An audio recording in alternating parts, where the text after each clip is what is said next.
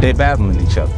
You gotta look back at it when time passes, and you look and you say, you said things that agitated each other to the point that you might have wanted to run into each other. 50 Cent just leaked new evidence about Tupac and Biggie's murders, and it completely flips the story we thought we knew.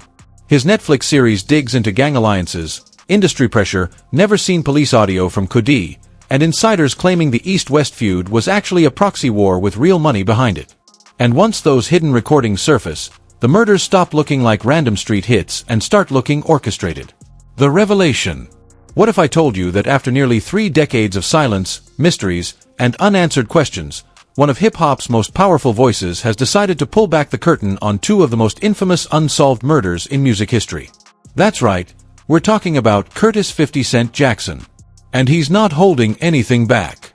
On December 2nd, 2025, 50 Cent released a bombshell Netflix docu-series that's sending shockwaves through the hip-hop community and beyond as it dives deep into the murders of Tupac Shakur and the Notorious B.I.G, 2 titans whose lives were cut devastatingly short in the prime of their careers. It's been 28 years since Christopher Wallace, known to the world as Biggie Smalls, or the Notorious B.I.G, was gunned down in Los Angeles on March 9, 1997.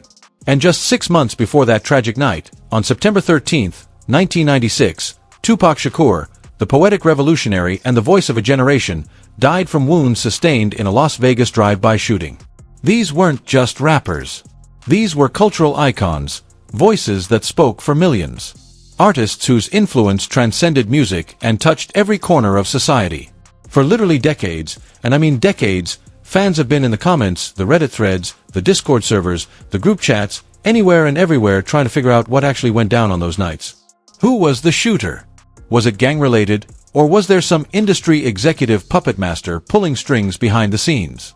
The theories have been absolutely wild. The speculation has been non-stop, and the truth has been more elusive than getting verified on Twitter until right now.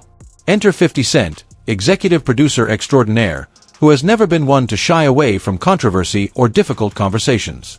Through his multi-part Netflix series, he's compiled testimonies from former music industry insiders, archival materials that have never seen the light of day, and audio recordings that paint a chilling picture of what transpired during that volatile period in hip-hop history. This isn't just another documentary rehashing old news. This is a deep, unflinching examination that features people who were actually there, who witnessed events firsthand, and who are now finally ready to speak their truth. The docu-series doesn't waste any time getting into the meat of the matter. In Episode 2, which focuses specifically on the murders, we're introduced to a narrative that's been whispered about in backrooms and speculated about in countless articles, but never quite laid out with this level of detail and conviction.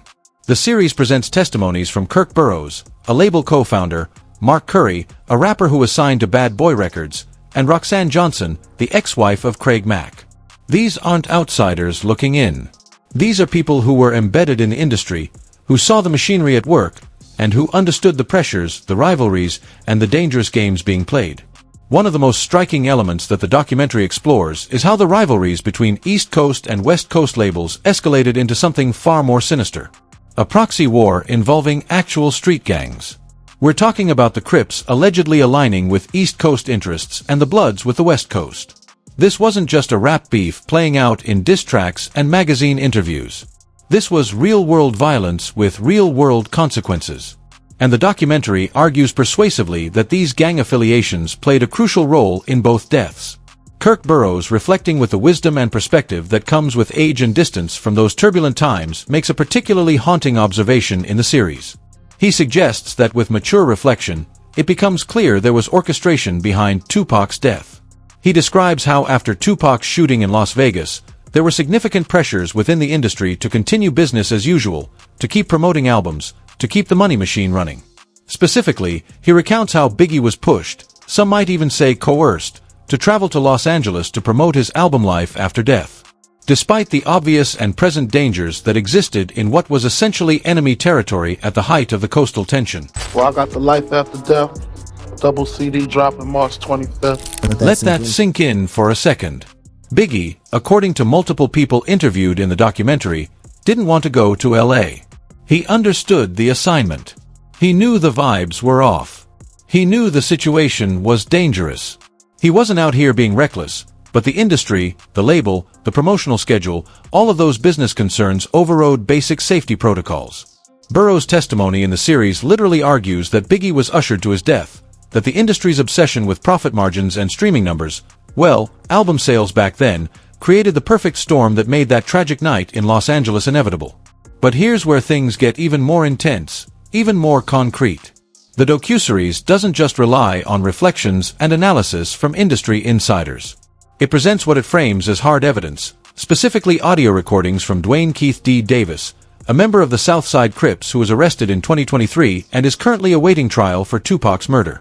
This audio, recorded during a 2008 proffer session with police, essentially a protected interview where suspects can speak somewhat freely in exchange for immunity, provides a chilling first-person account of the night Tupac was shot. I do move inside. In these recordings, which have now become central evidence in Davis's murder case, he describes in vivid detail what happened on September 7, 1996. He talks about how earlier that evening there had been a physical altercation at the MGM Grand Casino. Tupac and members of his entourage, including Death Row Records CEO Suge Knight, had gotten into a violent confrontation with Orlando Anderson, who happened to be Keith D's nephew. This wasn't a random beef. Anderson was allegedly involved in an earlier robbery of a Death Row affiliate. And when Tupac spotted him at the casino, things escalated quickly and violently. No. You're back at your own hotel. We're at the Luxor. 3. What Davis describes next is the anatomy of a revenge killing. He details how after the MGM Grand incident, he and his crew, including Anderson, DeAndre, Big Dre Smith, and driver Terrence T. Brown, armed themselves and went looking for retaliation. They initially positioned themselves at Club 662, where Tupac was scheduled to perform that night, waiting with weapons for an opportunity that never came. After about 90 minutes of waiting, they left for a liquor store. And that's when fate intervened in the cruelest way possible. They spotted Tupac's black BMW with the rapper visibly hanging out the passenger window, larger than life, full of energy and charisma.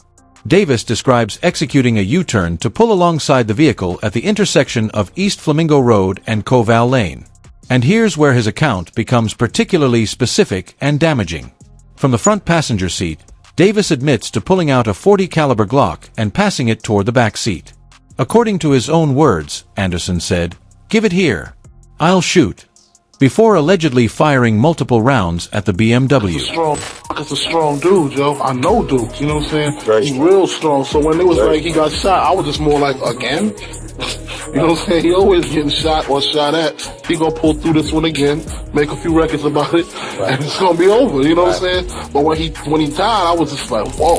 Tupac was struck 4 times. Twice in the chest with one bullet piercing his lung, once in the arm, and once in the thigh. Suge Knight, who was driving, sustained a graze wound to the head. The Cadillac sped away into the night, and 6 days later on September 13, 1996, Tupac Shakur died from respiratory failure and cardiac arrest. The voice was silenced. The revolution was cut short, and hip-hop would never be the same.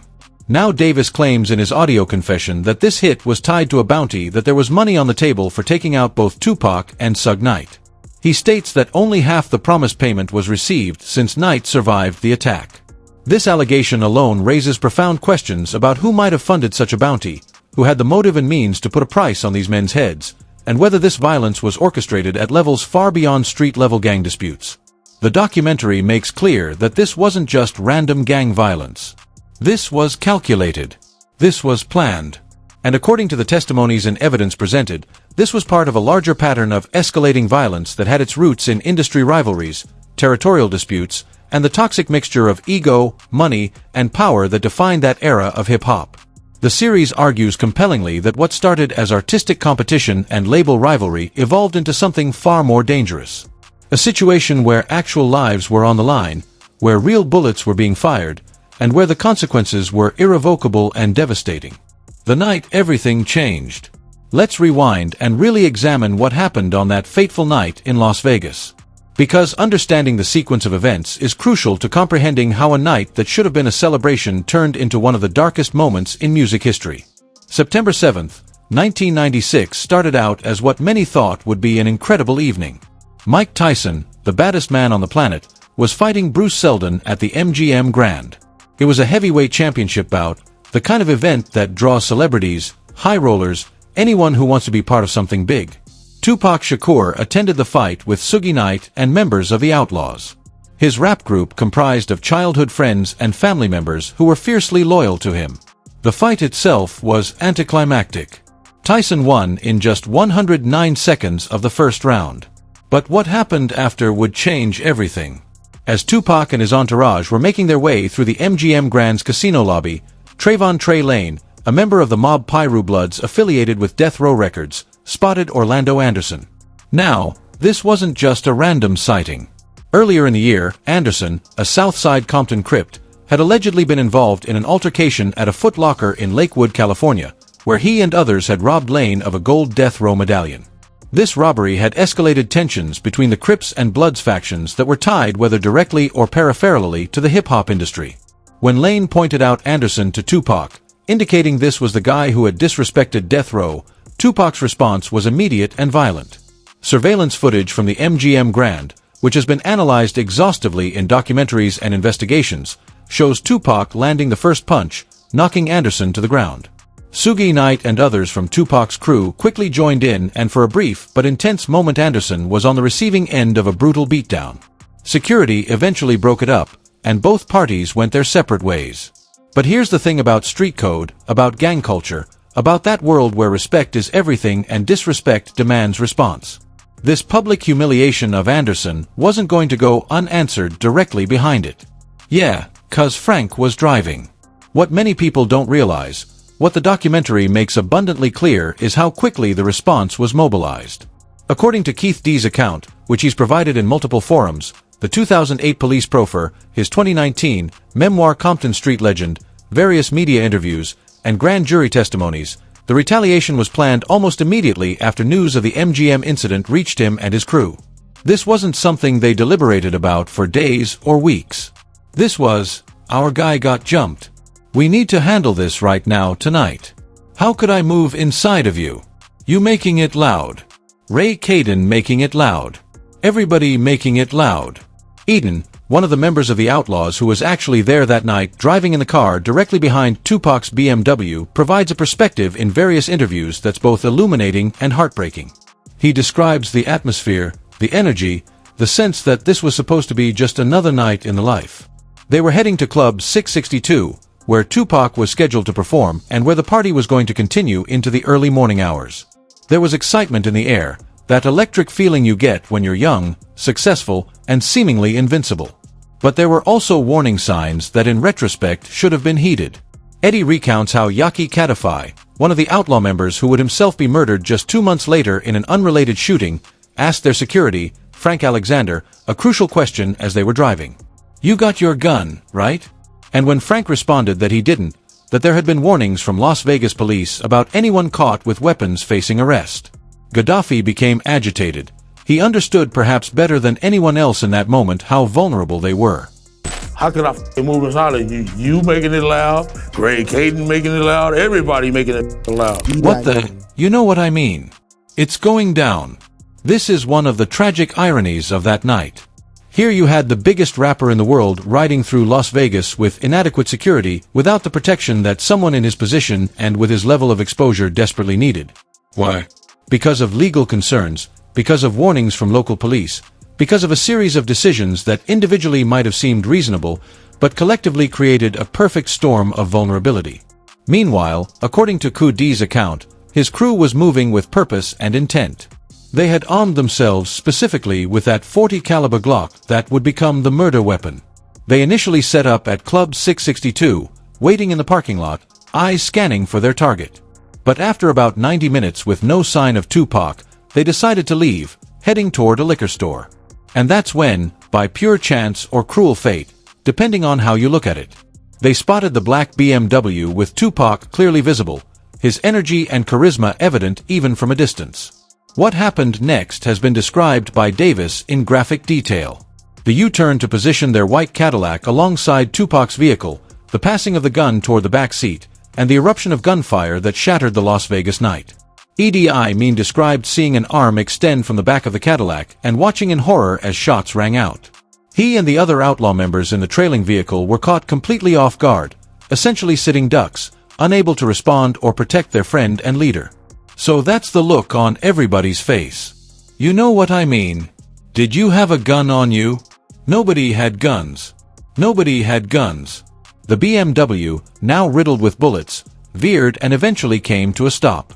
Suge Knight, despite being grazed himself, would later drive Tupac toward the hospital before police and paramedics took over. Tupac was rushed to University Medical Center, where doctors fought to save his life, performing multiple surgeries to repair the damage to his lungs and other organs. For 6 days, the world held its breath, hoping for a miracle. But the injuries were too severe, the damage too extensive. On September 13, 1996, at 4:03 p.m., Tupac Amaru Shakur was pronounced dead. He was just 25 years old. He left behind a legacy that would only grow larger with time, a catalog of music that would influence generations, and a void in hip-hop that has never truly been filled. The streets mourned, fans around the world wept, and in the industry, there was a collective sense of shock mixed with an underlying current of fear. If someone as big and seemingly protected as Tupac could be gunned down, who was safe? But the violence wasn't over. The documentary makes a compelling argument that Biggie's murder 6 months later was not coincidental, but rather a direct consequence of the escalating cycle of retaliation. On March 9, 1997, Biggie was in Los Angeles for the Soul Train Music Awards after-party. Despite warnings from friends and associates, despite the obvious tensions that still existed between the coasts, despite everything that had happened to Tupac, promotional pressures for his album Life After Death brought him to what many considered hostile territory. That night, as Biggie left the Peterson Automotive Museum and climbed into his GMC Suburban, a dark-colored Chevrolet Impala pulled up alongside his vehicle, and a shooter, whose identity remains officially unknown to this day, fired multiple shots. Biggie was hit 4 times with a fatal bullet piercing his heart and other vital organs. He was pronounced dead at Cedars-Sinai Medical Center at 1:15 a.m. He was 24 years old. The docuseries presents never-before-seen grainy footage of Biggie's shooting scene broadcast for the first time, showing the chaotic aftermath, the emergency response, the confusion, and the horror of another young black icon cut down in his prime.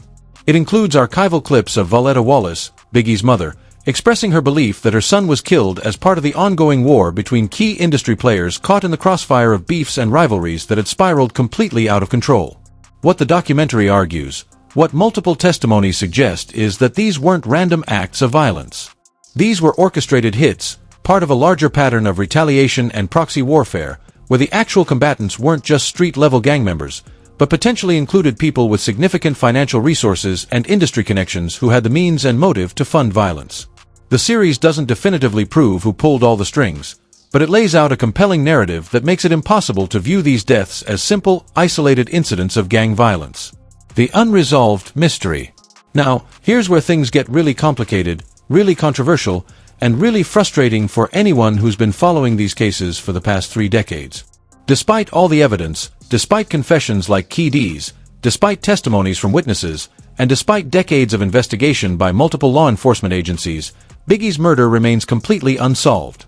And Tupac's case only saw its first arrest in 2023, 27 years after his death. Think about that for a moment.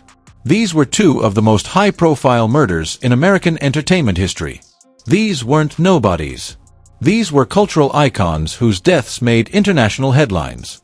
And yet, for nearly 3 decades, no one was held accountable.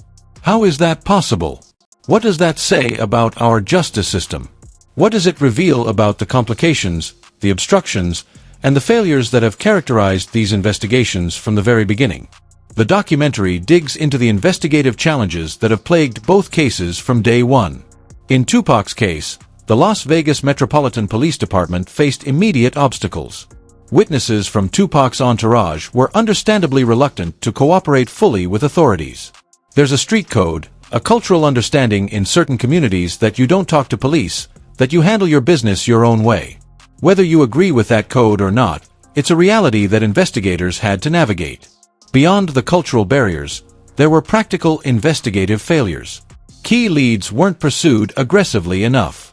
The MGM Grand altercation, which in retrospect was clearly the catalyst for the shooting, wasn't immediately connected to the murder in a way that might have led to quicker identification of suspects. Witness accounts of the white Cadillac getaway vehicle weren't acted upon with the urgency they deserved. And tragically, some witnesses, like Yaki Kadafai, who was in the car directly behind Tupac and could have provided crucial testimony, were killed before they could give complete statements to investigators. For Biggie's case, the complications were even more profound and disturbing. The Los Angeles Police Department's investigation was severely compromised by the Rampart scandal, which exposed widespread corruption within the department involving officers who allegedly moonlighted for death row records and had connections to gang members. There were allegations never proven definitively, but also never fully dispelled, that corrupt cops may have been involved in, or at least had knowledge about, Biggie's murder. Retired detective Russell P. spent years pursuing theories that Suge Knight orchestrated Biggie's murder as the years. There have been persistent allegations linking Sean Diddy Combs to both murders, particularly in relation to the Tupac shooting. Kef D himself has claimed in various interviews that Diddy offered significant money. He's mentioned figures as high as $1 million for a hit on Tupac and Suge Knight. However, it's crucial to note that Las Vegas authorities have explicitly stated that Diddy is not a suspect in their investigation, and he has consistently denied any involvement in either murder. This is where public opinion gets really divided, where social media explodes with passionate debates, and where the documentary itself has faced criticism. Some viewers have praised 50 Cent for compiling these accounts and bringing renewed attention to cases that many felt had been swept under the rug.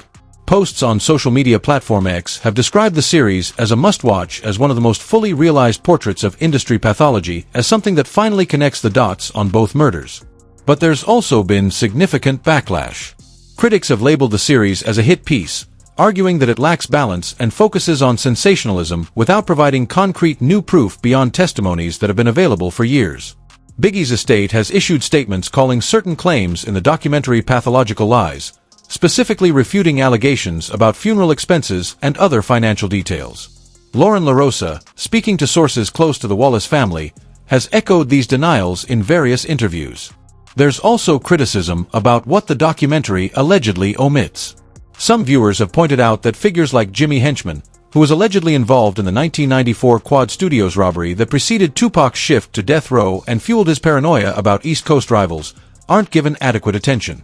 The argument is that by focusing narrowly on certain narratives and certain suspects, the documentary potentially obscures other important aspects of these complex cases. Netflix has defended the series, stating that it's a compilation of available sources and testimonies meant to shine light on events that have been shrouded in mystery for too long. But even the network acknowledges that much of what's presented remains speculative, that the evidence is largely testimonial rather than forensic, and that viewers should interpret the content with critical thinking and awareness of its limitations. And here's the really frustrating part. Even with Kuz's arrest and pending trial, there's no guarantee of closure. His trial has been delayed multiple times, most recently pushed to February 9, 2026, due to new evidence, witness availability issues, and various legal complications. Davis has pleaded not guilty, and in recent statements has claimed that some of his earlier confessions were exaggerated, that he was trying to sell books and get attention, that he wasn't even in Las Vegas on the night in question. The case that once seemed straightforward based on his own admissions has become murky again. For Biggie's case, there's even less progress. Despite multiple investigations over 25 years, despite wrongful death lawsuits filed by his family in 2002 and 2007 that accused the LAPD of cover-ups and connections to Suge Knight, despite countless hours of detective work and journalistic investigation, officially the case remains unsolved. The murders of key suspects and witnesses, the deaths of people who might have provided crucial testimony, and the sheer passage of time have eroded leads and made the prospect of justice increasingly remote. What does this all mean? What are we supposed to take away from 50 Cent's documentary, from these testimonies, from decades of investigation that have yielded so little in terms of actual accountability?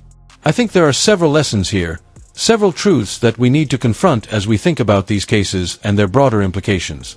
First, these murders represent systemic failures. Failures of law enforcement, failures of the entertainment industry, failures of the systems that should have protected these young black men, but instead allowed them to be placed in situations where violence became inevitable. The fact that Biggie was pressured to go to Los Angeles despite obvious dangers. That Tupac was riding through Vegas with inadequate security. That warning signs were ignored in favor of business considerations. These aren't just individual failures, but systemic ones that reflect how the industry valued profit over safety. Second, the unsolved nature of these cases speaks to deeper issues about how America treats violence in black communities, particularly when that violence intersects with celebrity and entertainment. Would these cases have remained unsolved if the victims had been white? Would the investigations have been more aggressive, more thorough, and more committed to finding answers? These are uncomfortable questions, but they're necessary ones. Third, and perhaps most importantly, these murders and their aftermath demonstrate the destructive power of unchecked rivalry, ego, and the toxic mixture of fame, money, and street credibility. The East Coast, West Coast beef wasn't just media hype. It had real consequences. It created an environment where violence was normalized, where retaliation was expected, where young men felt they had to prove their toughness and loyalty even when it meant risking everything. As we wait for Cuz trial in 2026, as we hope that maybe finally there will be some measure of justice for Tupac, we're left with the sobering reality that Biggie's case remains cold, that full accountability may never come, and that two of the most talented artists of their generation were lost to senseless violence that could have been prevented. Their music lives on. Their influence continues to shape hip-hop and culture at large. But the men themselves, the real human beings behind the legends, are gone. And the questions about who's truly responsible for their deaths may never be fully answered. That wraps up this video. For more interesting videos like this, check out the cards on your screen.